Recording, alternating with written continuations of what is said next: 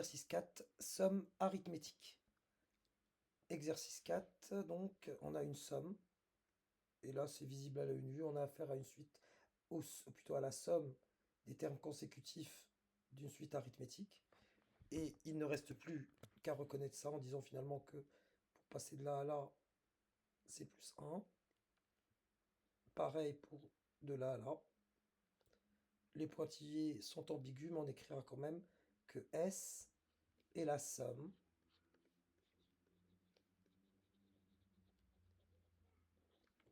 de termes consécutifs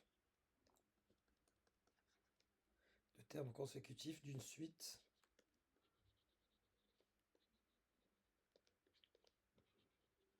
arithmétique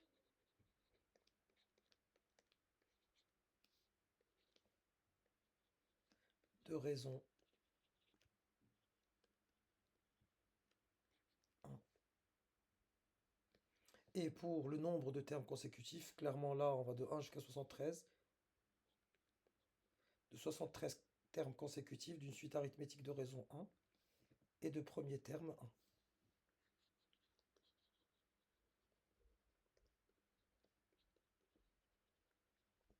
Je dois calculer donc cette somme. Et là, j'applique tout bêtement ma formule.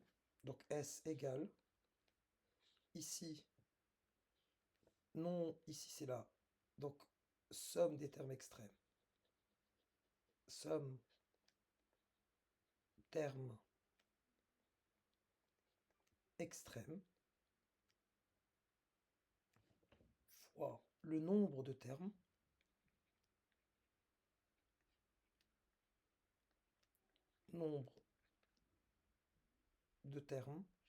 le tout divisé par 2.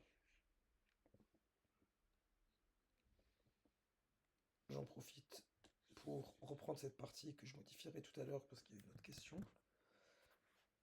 Ainsi, je poursuis. Donc la somme des termes extrêmes. Voyons voir. J'ai 1 et 73. Donc S égale ici 1 plus 73.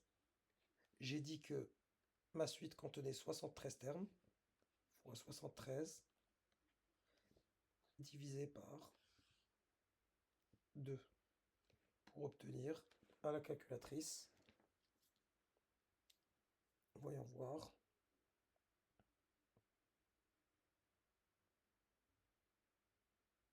j'obtiens, oups, j'ai pas dit mes parenthèses, 2700. Passons à la suivante. Ici, à quoi ai-je affaire? De nouveau à une suite arithmétique. Pour passer de là à là, je fais 1 plus 3. Pour passer de là à là, je fais encore une fois 1 plus 3. Et il faut faire apparaître cette étape intermédiaire sur la copie. Je réécris S et je montre que j'ai eu une étape de conjecture. Et même si, encore une fois, les pointillés ici restent ambigus. Très très ambigus. Et ici, j'ai affaire à un problème. Parce que, en termes de nombre de termes, je ne sais pas il y a combien de termes. Et je vais devoir donc effectuer une étape de raisonnement. Ici, je sais qu'il y a n termes. Et la raison, ce n'est pas 1, c'est 3. Et de premier terme, 10. Mais avant de dire 10, je vais dire de premier terme U0 égale 10. Et finalement, ici, ça sera UN. Mais puisque c'est UN, je vais mettre U1. Donc mon premier terme, là, j'ai U1. Là, j'ai U2, etc. jusqu'à UN pour avoir mes N termes. J'aimerais bien savoir il y en a combien puisque j'ai 163. Comment je vais procéder? Justement, je vais partir du principe suivant. UN, d'après le cours, UN, j'ai dit que c'était une suite, est une suite arithmétique de raison 3. Arithmétique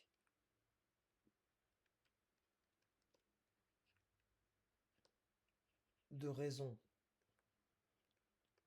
R égale à 3 et de premier terme U1 et de premier terme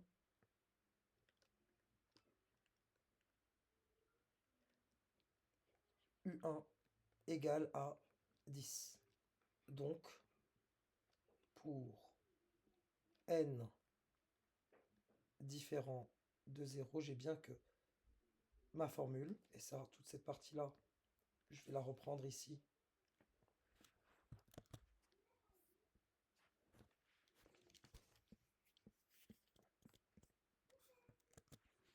Donc UN est une suite arithmétique de raison R et de premier terme U1 égale à 10. Donc pour tout n appartenant à n, j'ai UN qui est en fait égal à U1 plus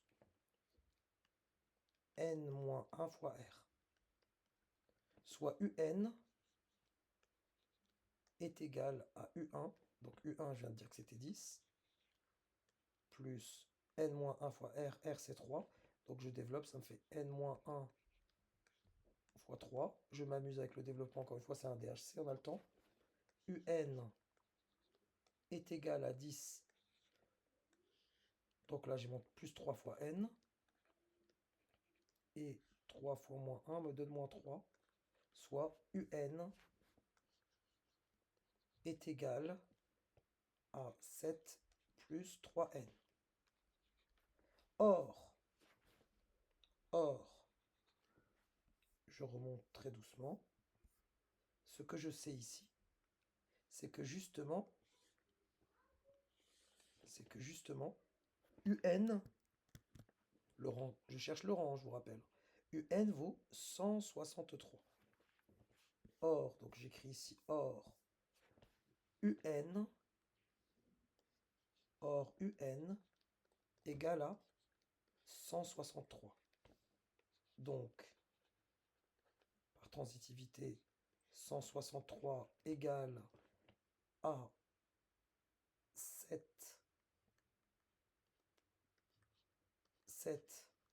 plus 3n. Autrement dit, en soustrayant 7 des deux côtés, j'ai 156 est égal à 3n. Vous avez alors, vous êtes d'accord avec moi que 52 fois 3, c'est 156. Donc n est égal à 53. Et là, j'ai trouvé le nombre de termes. Et je sais que le terme extrême, du coup, U53 vaut 163. Et j'applique maintenant ma formule. Somme des termes extrêmes, j'avais dit que mon premier terme était U1. Il valait 10. On vient de trouver que UN, c'est-à-dire U, c'est un rang que je cherchais, U de 53 vaut, U de 53 vaut 150, non pas 156, mais 163, rappelez-vous, hein, UN vaut 163, j'allais me tromper. Donc ici c'est 163. Vous avez bien sûr 53 termes, hein, puisque ça va de 1 à 53. Et ça me donne donc S égale,